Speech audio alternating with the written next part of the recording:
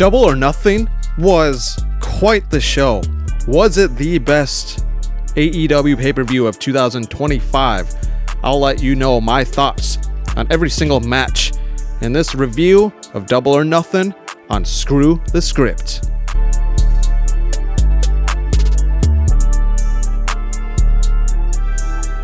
Oh boy.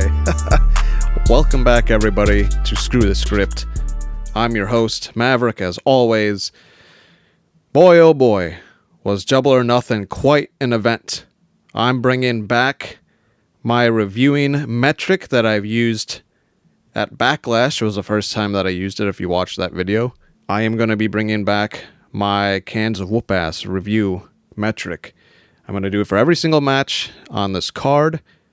Let's get right into it. Jamie Hayter versus Mercedes Moné. Say what you want about Mercedes, but goddamn was that a fucking great match. Especially to open up the show. It's been, I don't remember the last time AEW had a pay-per-view where they had a women's match open up the show.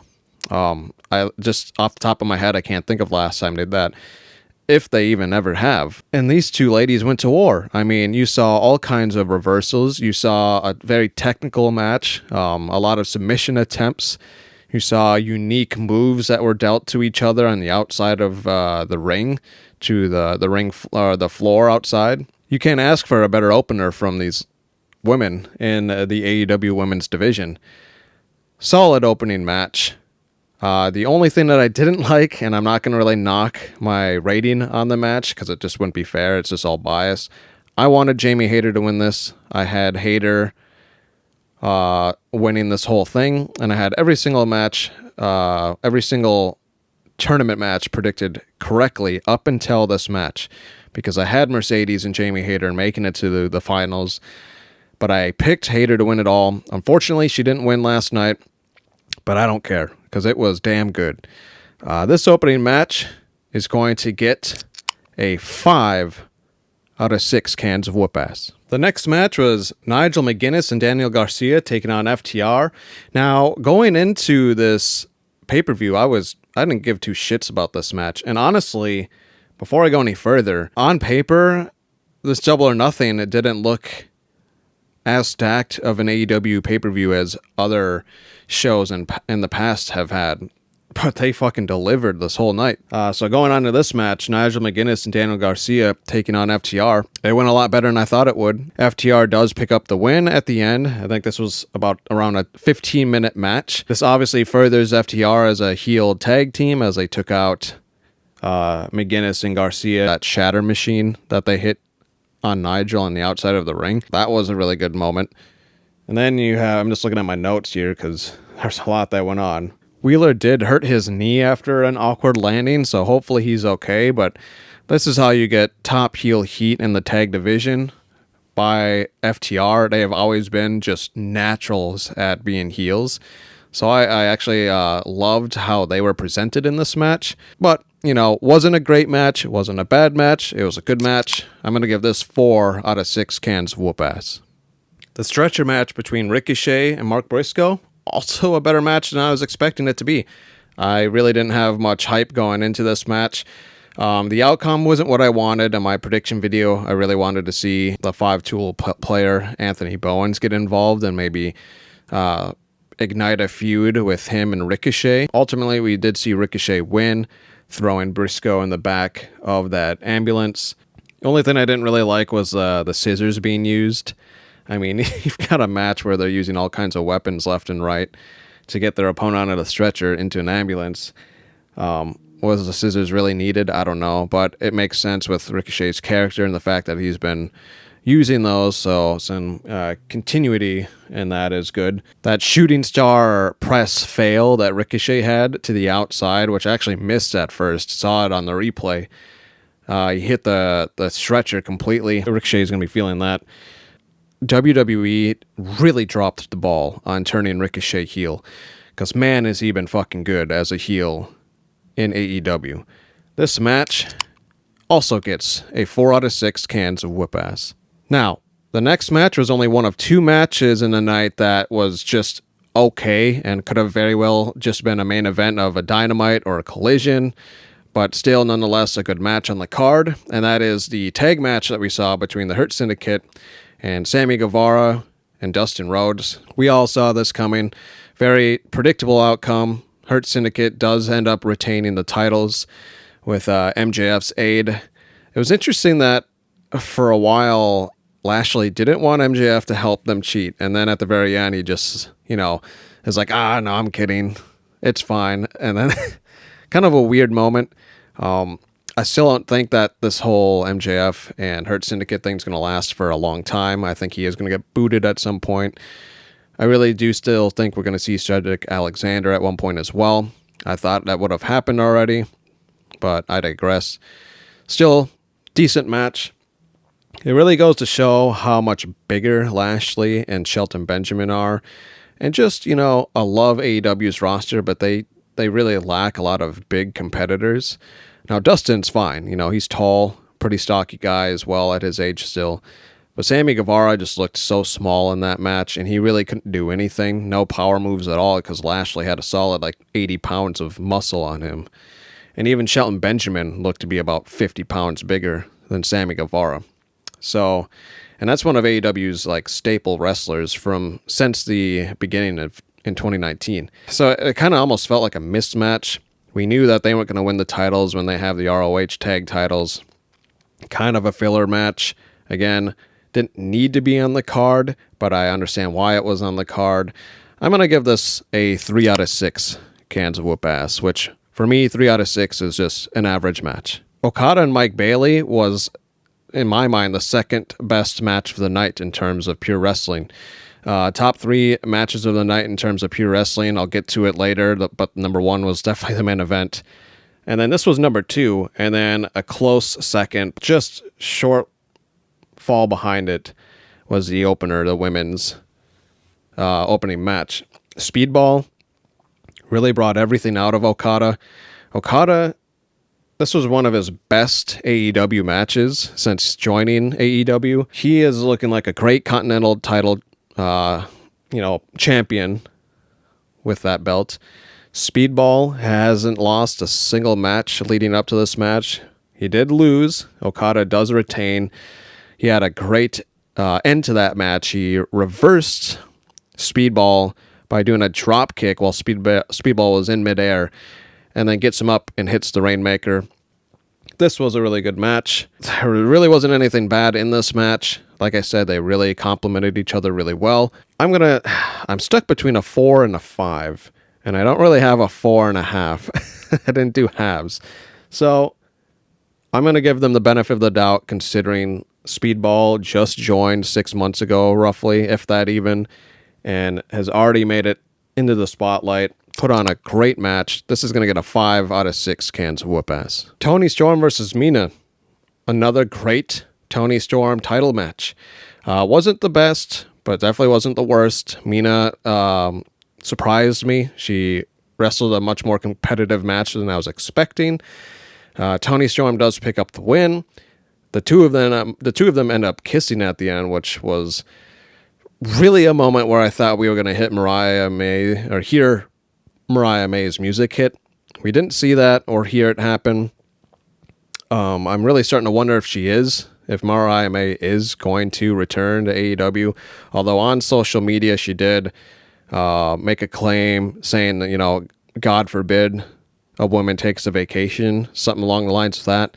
So she could just be, resting, maybe recovering from some injury or just taking time off. And maybe we do see her come back maybe at All In 2 months in July.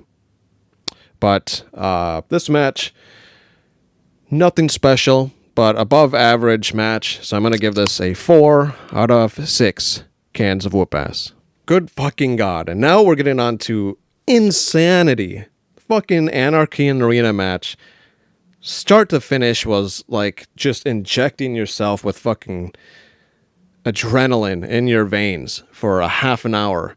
When they played Drowning Pool, when they played Let the Bodies Hit the Floor by Drowning Pool, or just Bodies, whatever the actual title is, the crowd went fucking ecstatic. And from that point on, the match was just a fucking roller coaster, a joyride. from start to finish. So many insanely good spots. Oh, man, there's just like a laundry list of spots that happened that were insane. I mean, you got Swerve that got stapled to the tongue. You've got freaking Willow annihilating with a glass bottle. You saw Kenny Omega taking some bumps, giving some bumps. We saw Gabe Kidd get involved. I thought that we were going to get the return of Eddie Kingston. We did not, which is fine. But we saw Hook come back, and it was interesting that he just showed up and then bounced. He didn't stay around. He just kind of left. I'm not really sure what's going to go on with the Ops after Hook got injured. It almost seems like he was reluctantly helping them out last night. I don't know if anybody else got that feeling, but very curious to see where that goes. Yeah, this match was just craziness put into a wrestling match. At the end, Omega, Swerve, Willow, and the Ops actually beat the Death Riders. And now this is where I'm going to kind of knock the match. As fun as it was, I really think the Death Riders should have won because of what I said in my prediction video. Now that you have Moxley lose this and his team, the Death Riders really just don't look all that threatening. They're just a nuisance. They're an annoyance to AEW and its fans. I mean, you saw him get choked out by Samoa Joe in a match. He beat Samoa Joe in a cage match only because he had help. You know, Moxley is a shell of who he was when he first joined AEW, especially this Death Rider storyline. So I don't think it helps them at all. I think it's just going to drag on the Death Riders now until, All In. We'll see what happens at All In. Adding Gabe Kidd into the mix is a good shakeup. It makes it at least interesting for me because I do really like Gabe Kidd. But I'm going to knock this match because I think the Death Riders should have won at the end. I'm going to give this a 4 out of 6 cans of whoop ass. Now on to the match before the main event. Honestly, with how crazy Anarchy in the Arena was, this was probably everybody's piss break. I'm not going to lie. This was probably the piss break match before the main event, since it was right before the main event. Paragon versus the Don Callis family. Again, this was the other match that I mentioned earlier. There's 2 matches that could have just been on Dynamite or Collision, and this was another one thrown together last second. I think it was announced on Collision last week before, this past Thursday before Double or Nothing last night, because I missed it. I thought after the Anarchy Arena we were going to have the main event, and then this popped up, and I was like, oh shit, we have one more match before the main event. A decent match.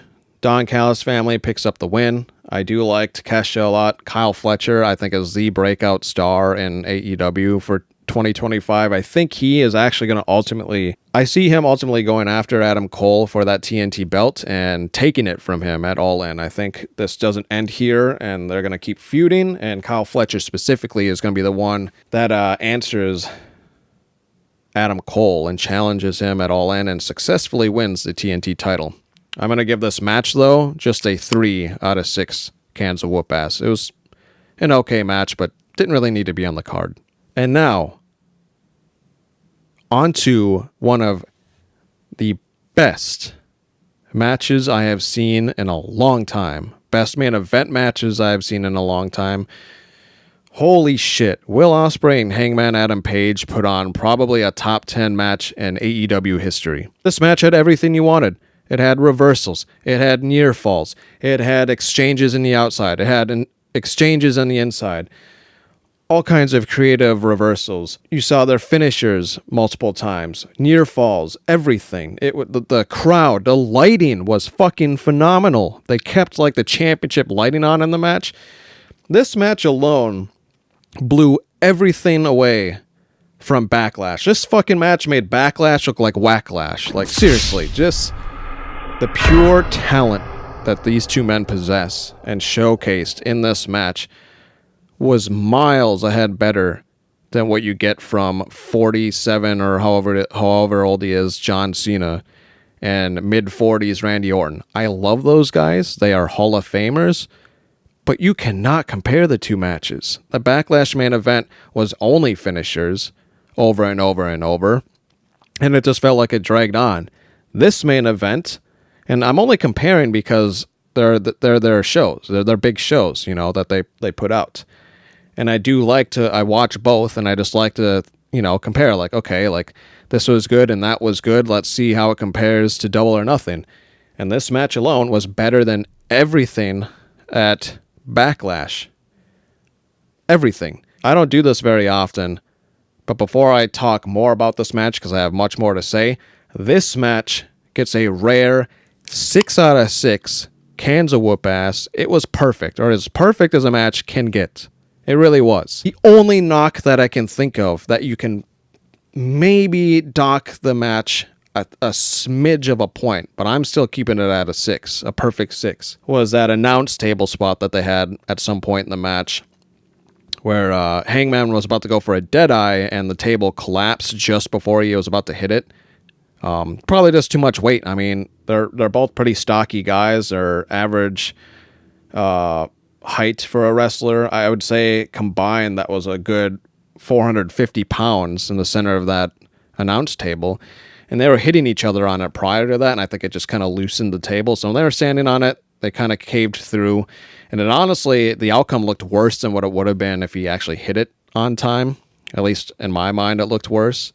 So it actually kind of added to the match, the element, the shock value, that factor being like, holy shit, like even the table can't handle how hard these guys are hitting each other. I think this was the best Hangman Page match ever. Will Ospreay, I mean, look at this photo. It's Will Ospreay. Nothing but bangers. All of his matches are good. Hangman has had some stinkers once in a while. I'm not going to lie. He's had some okay matches, some matches that weren't very good. This was his best pay-per-view match he has ever had. This was on another level. You know, to steal from Will Ospreay's line. This was on another level. And, I mean, here's an exchange that I want to show right here. Here, Ospreay finds his feet. Oscutter attempt, Hangman. Too stout for that, at least at this moment. Back body drop. Hangman out. Buckshot incoming. No. Oh, hidden blade avoided. How can you say that's not incredible?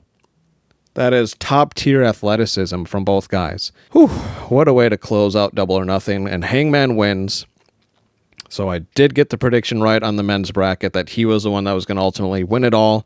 So he moves on to face Jon Moxley for the AEW title at All In. We now have basically both of our main title matches, our 2 main event matches announced for All In now, which is really going to spike ticket sales. We got Hangman versus Mox for the AEW title, and then we've got Toni Storm versus Mercedes for the women's title.